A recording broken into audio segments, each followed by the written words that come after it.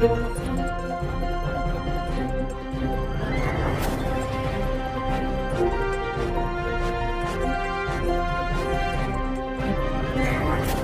જોઈ રહ્યા છો પ્રજાના પ્રશ્નોને વાચા આપતું મિસ્ટર ગુજરાત ન્યૂઝ। નમસ્કાર। નખત્રાણા તાલુકાના તલ ગામમાં સરકારી અનાજ વિતરણમાં ગેરરીતિની ગ્રામજનોની ફરિયાદ, તપાસની માંગ। નખત્રાણા તાલુકાના તલ ગામમાં જાહેર વિતરણ પ્રણાલી રેશનિંગ હેઠળ મળતા સરકારી અનાજના વિતરણ અંગે ગ્રામજનોએ ગંભીર આક્ષેપો કર્યા છે। ગ્રામજનોના જણાવ્યા અનુસાર છેલ્લા ઘણા સમયથી લાભાર્થીઓને નિયમિત અને સમયસર સરકારી અનાજ મળતું નથી।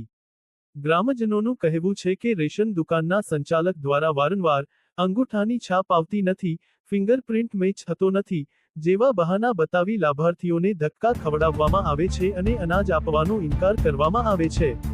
ઉપરાંત રેશનની દુકાન પણ મોટાભાગે બંધ રહેતી હોવાના આક્ષેપો કરવામાં આવ્યા છે। ગ્રામજનોએ જણાવ્યું હતું કે સરકાર દ્વારા ગરીબ અને જરૂરિયાતમંદ લોકોને મળતા અનાજથી તેઓ વંચિત રહી રહ્યા છે, જેના કારણે ભારે મુશ્કેલીઓનો સામનો કરવો પડી રહ્યો છે। તલ ગામના લોકોએ જિલ્લા પુરવઠા તંત્ર અને સંબંધિત અધિકારીઓનું ધ્યાન દોરી સમગ્ર મામલે નિષ્પક્ષ તપાસ કરવાની માંગ કરી છે। સાથે જ જવાબદાર સંચાલક સામે કડક કાર્યવાહી કરી તેને સસ્પેન્ડ કરવામાં આવે તેમજ લાભાર્થીઓને સમયસર અને નિયમિત અનાજ મળે તેવી માંગ ઉઠાવી છે। હવે જોવાનું રહ્યું કે તંત્ર ગ્રામજનોની રજૂઆતને કેટલું ગંભીરતાથી લે છે અને આ મામલે શું કાર્યવાહી કરે છે।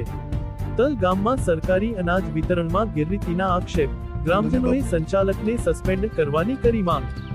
રિપોર્ટ કિરીટસિંહ જાડેજા, સત્યતાની સાથે સ્પષ્ટ વાત। મારું નામ અબ્દુલ જમા રમજાન જત, હું તલ ગામ રહેવાની છું।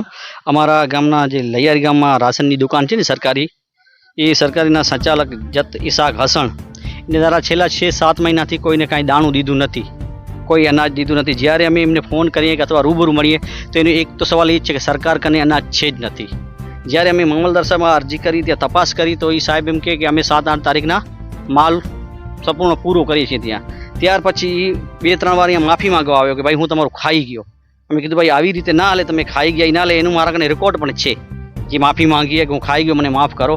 ને બીજા નંબરમાં જ્યારે પણ અમે એનાથી માગણી કરી તો ચોખ્ખી ના પાડીને ફોન નથી ઉપાડતો।